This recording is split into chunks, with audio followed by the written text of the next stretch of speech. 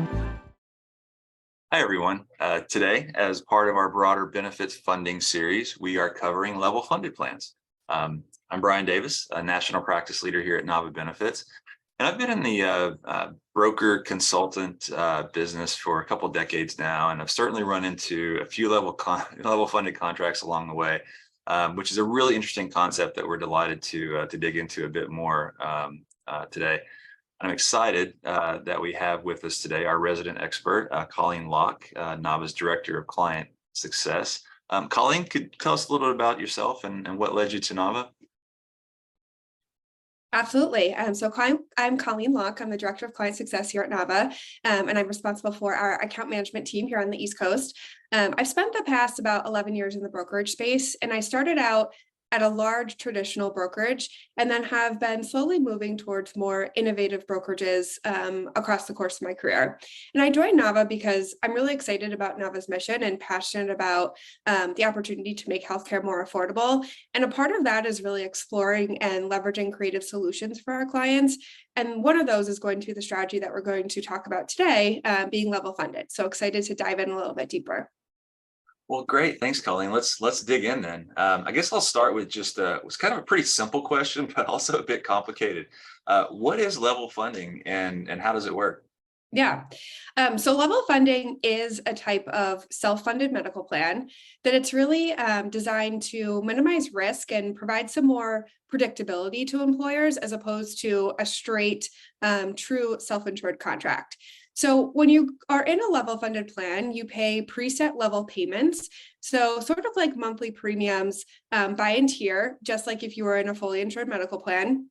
And those monthly payments are made up of a combination between your administrative costs as well as your claim funding. And part of that administrative piece is going to be your stop loss premium. So you do have protection on an individual and a group basis.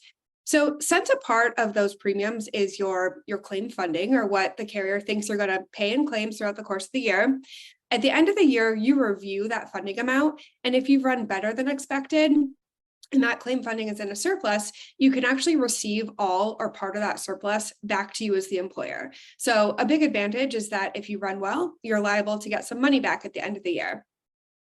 Another big advantage of being in a level funded contract is it's a way to start to get access into your medical plan. So for small and mid-sized employers, a lot of the time you may not have much, if at all, any insight into your medical plan experience. But when you do go level funding, you can start to receive that information on an ongoing basis and really start to understand how your employees are utilizing your plan and be able to use that to inform some of your future strategy around your medical program. Colleen, that's interesting. I've always heard that below certain size groups, they just can't get any claims information. You're saying we can do that in level funded contracts? Yeah. Since level funded is, under the umbrella of self-funded medical programs, that means that claims experience is really your own information. You own that data. So you can get that reporting on a monthly basis to see, both on a month-to-month basis, how claims are being incurred, but also start to get some insight into any of that large claim activity you may have heard talked about as well. Yeah, and I know that a lot of organizations, when they're considering going self-funded, they'll use level funded as a step to do that because it's able to get them into a situation where they can get some claim experience, see how it's running, but do it in a relatively predictable way from a cost standpoint. Yeah, totally. You can absolutely use it as sort of a stepping stone to get comfortable with those self-insured components, learn a little bit more about your plan, and then transition into that true self-insured arrangement when you're comfortable. Yeah. And do all the carriers offer level funded? So not all, many do. So when you think about those, the four big carriers we talk about a lot, Cigna, Aetna, United Healthcare, and the Blues. Cigna and Aetna are probably the two in the space that do this most commonly, Cigna being one of the first and, probably the one that's most associated with level funded plans. But there's a lot of other smaller vendors and TPAs that are starting to do this as well. So the space is definitely starting to provide some more options if this is something that you're interested in. And so what profile of organization would be a good candidate for level funded? Yeah. So it's a pretty wide range, but typically we see this to be a good fit for small to mid-sized employers. So those smaller groups up to about 250 lives are typically the groups that we see most interested in this. And getting to that larger end might be those groups who could be evaluating this as part of that, program to get them self-insured, as you were just mentioning. So, when you think about the profile of an employer who might be interested in this, you want to be someone who's got a little bit of risk tolerance. Again, this is self-insured, but you need that protection. So you want those set monthly payments, those level payments, so you're not seeing your costs, bounce around significantly on a month-to-month basis. Also, I think a group that's interested and excited to learn a little bit more about how their plan is performing. So if you're someone who is more comfortable with more of a set it and forget it model, this may not be the one for you, but if you're excited about getting some access into the data, this could be a good fit. Yeah, and you mentioned earlier the 250 employees. Is there any magic in that number, or is that just kind of where it starts to make sense, or does it make sense? Yeah, a little bit more of an art than a science, I would say. When you get to be an employer that's larger than that, there's probably a lot more financial upside of truly going self-insured. But there are still definitely groups who are on the larger side of that number that could be more comfortable in a level funding arrangement. Got it. And so, we've talked so far about why an organization might want to be level funded, what some of the considerations there are. But as we know, benefits programs are really made for the member, for the end user. So if an organization switches to a level funded program, how does that impact the member? It really doesn't. If you just took two plans with the same carrier, with the same plan designs, and one was level funded and one was fully insured, the employee really would have no idea. So it's more what's happening on the back end. So from that perspective, it's a good thing. You could transition to a level funded arrangement with no impact to members. But as we mentioned, not every carrier offers this, or not every carrier offers this in, maybe the most cost-effective format. So it could require a carrier change or some plan changes if you were going to pursue this. And of course, every time there's a change like that, there can be a little bit of employee education or employee noise. So, aside from moving vendors, though, or any of those considerations, the just pure act of being level funded as opposed to fully insured really wouldn't have an impact on the member experience. Great. And I guess same question for our HR teams that are administering them. What is the lift for them? Yeah.